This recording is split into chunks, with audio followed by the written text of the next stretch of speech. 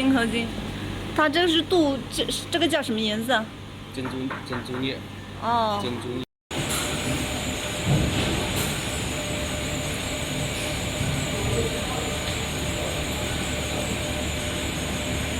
是不是给国内的还是给国外的？给国外的。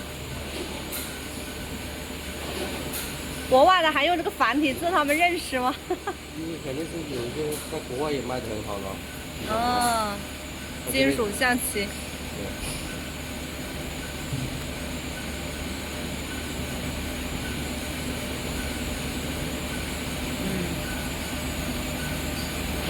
因为这个金属象棋。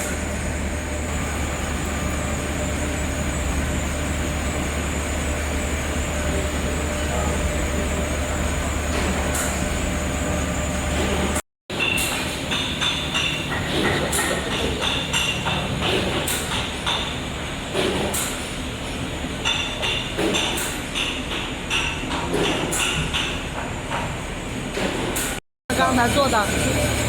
等一下，我给你看。嗯。它这个把模具装在这里面，然后这个机器的这个是像这样的。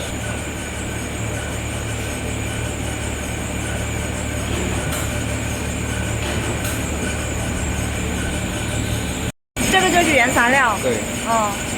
它原材料拿出来，怎么感觉好像是已经加工过的，成形状的这种的？对，它这个是原材料，是人家是用模具泡出来的原材料嘛，哦、它本来把它融成液体的，也会把它融成液体。那这个温度应该得达到好几百度吧？400多度。现在看那个391、392，嗯。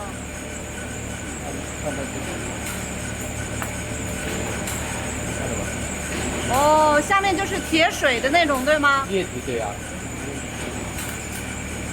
哦，液体。哦。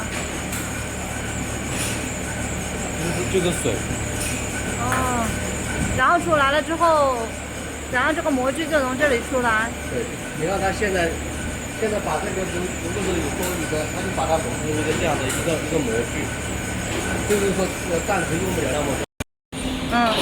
然后这样的图是这个图案是本来这个是平面的嘛，然后把这个图案压在上面，它这上面有那个立体效果。哦，那也就是这整个平面必须得高出这个产品图案的表面才能够压下去嘛，对不对？不一定吗？说平面的也可以，就是要这样这个纹路比较细。纹路比较细一点的也可以。你像有些这个镂空的也是可以。哦。像这个。哦，这个都是用这个机器压出来的。对。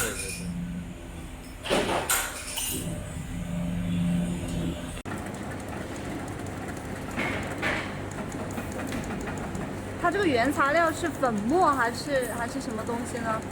哪一个？这个颜色啊，就是我们穿的那个调出的色膏嘛。色膏是吧？啊，然后它是安装在这个桶里面。哦。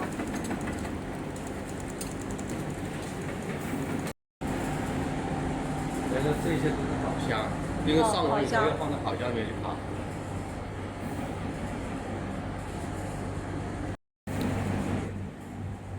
那这好费时啊。对呀。是吧？一点点要一点点那样子填。